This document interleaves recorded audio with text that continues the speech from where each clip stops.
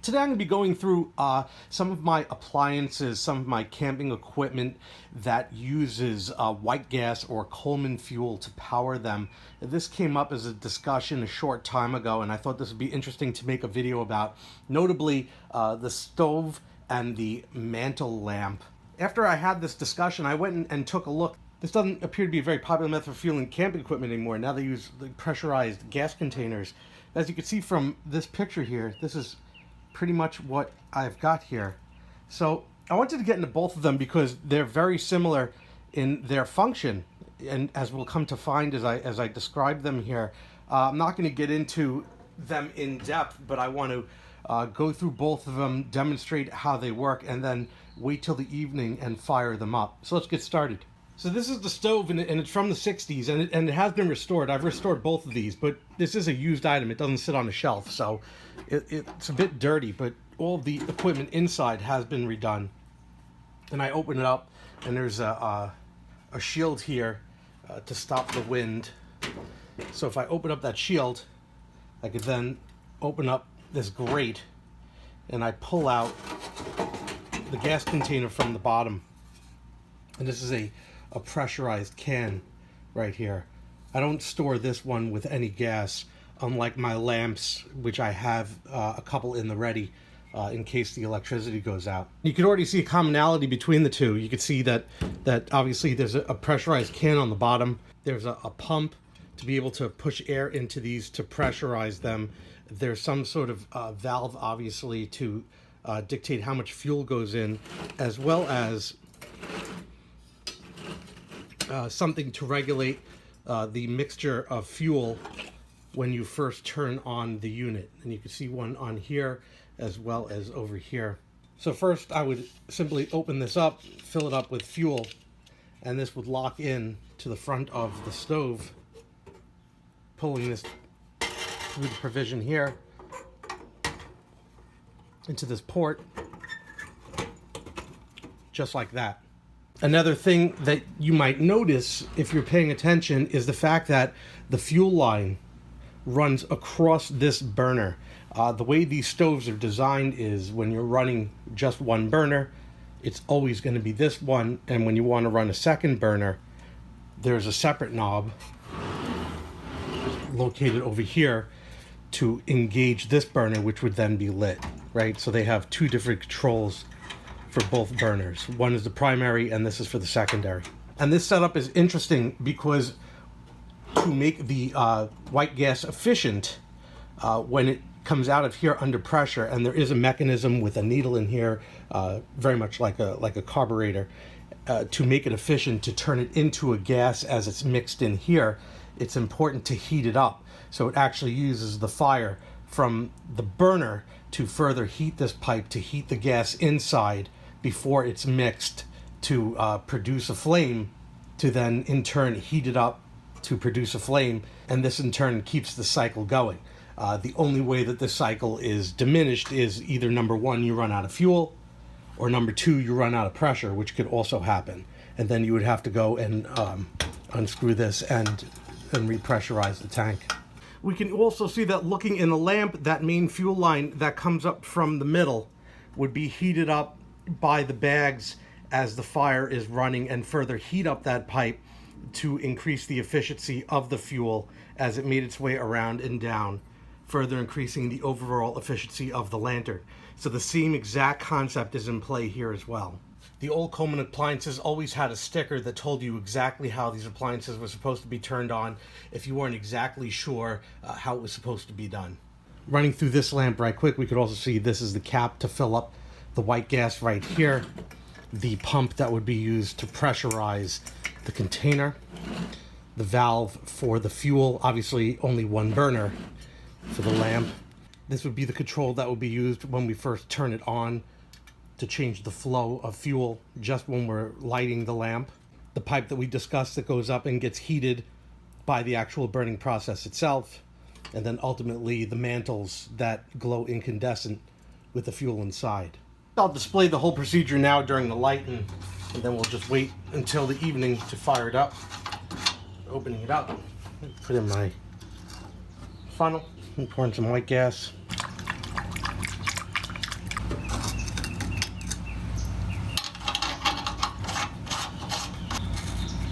cap needs to be good and tight.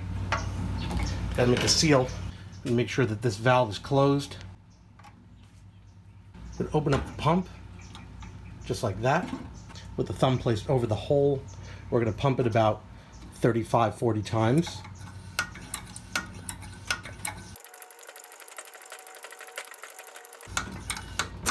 And I turn it back. At this point, I would be lifting this valve into the up position. Same procedure for this unit. I would fill right here. There's already fuel in it. So I would turn this, placing my finger on the hole. I would pump.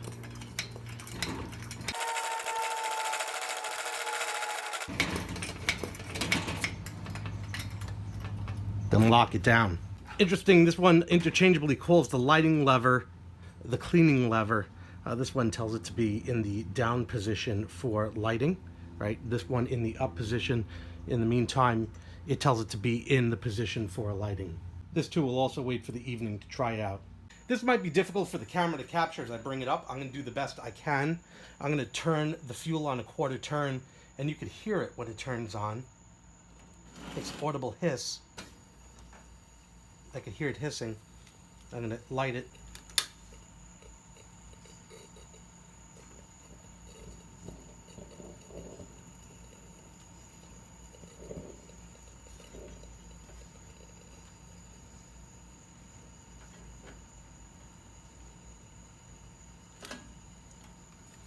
As I light, I'm going to turn it up. There we go, the other bag caught. And it is too bright for the camera to capture. This one's very touchy. This one is pretty much all or nothing. I could get right in a position where the lamp will be barely on or full blast, but I have other lamps that allow it to be more progressive. But we can see I got it just at a point where if I went any lower, it would shut off. And it's fluctuating, right? If I go just even a little bit, it'll go full tilt. See? Which is basically how it would operate anyway, right? But I'm just trying to demonstrate it where it's low enough so it can be seen on camera. So if I turn it off, you could see just for a second as it comes down, you could see it glowing in the camera. Right there, right before it almost extinguishes and then it kicks back on.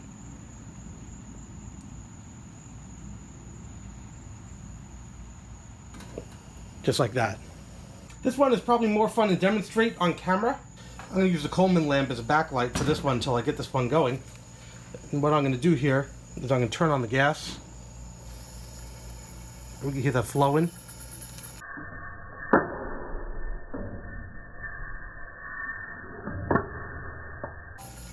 I turn on just like that.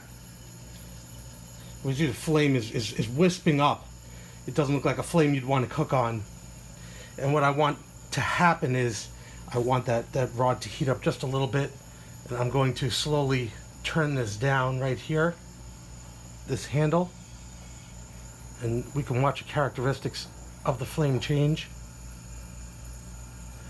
It's not going to burn very well at first. That's okay. I'm going to cut back a little bit on the fuel right now, right, and keep it in that pan. And it'll look more and more like natural gas as it heats up. Eventually it'll start to even out.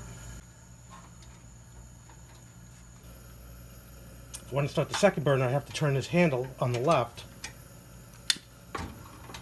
and open it up. See the second burner turn on. I can just turn this to open. It has a really nice blue flame. Right?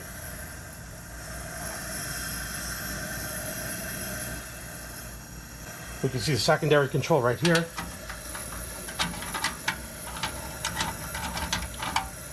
If I don't need that, I can turn it off.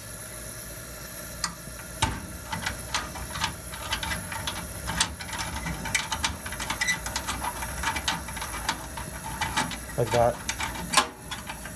One measurement of performance used by burners, I believe it to see how long it takes to boil 1 liter of water. So I have 1 liter of water. I'm going to crank this up, and then we're going to see how long it takes.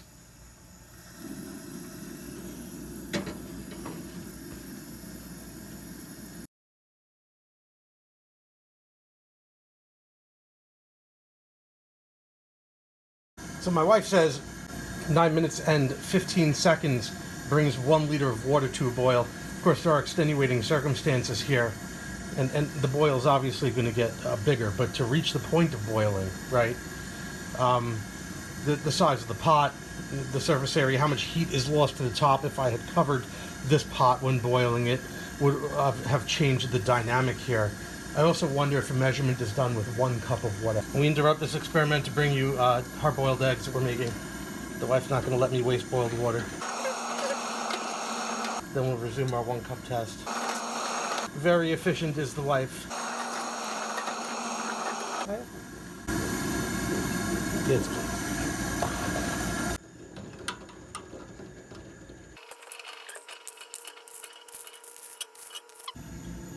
Look at that, perfect egg. The wife is happy. I'm going to use the same pot. Let it cool down for a bit. It's exactly 1 cup of water.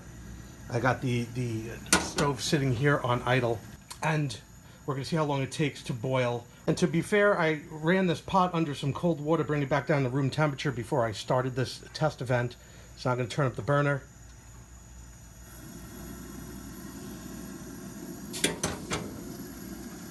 And we're off.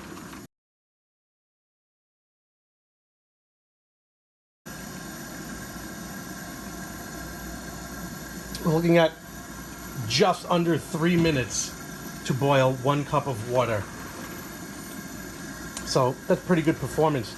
Again, in consideration of the fact that this is a pot with a handle, there's a lot of extra metal, there's heat lost around the sides, although not too bad on this one, but there is heat lost on the sides. A more efficient pot would be used if you were just heating up 1 cup of water than this. But that's the results for it. To safely turn down the stove is just like the lamp. I'm just going to close the fuel all the way. Notice that it does take time for the fire to extinguish. There's still fuel in the line. It'll slowly come to. Gas line's been shut.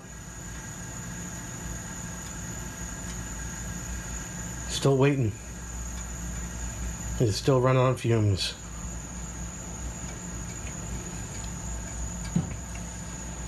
Still going. Something to think about.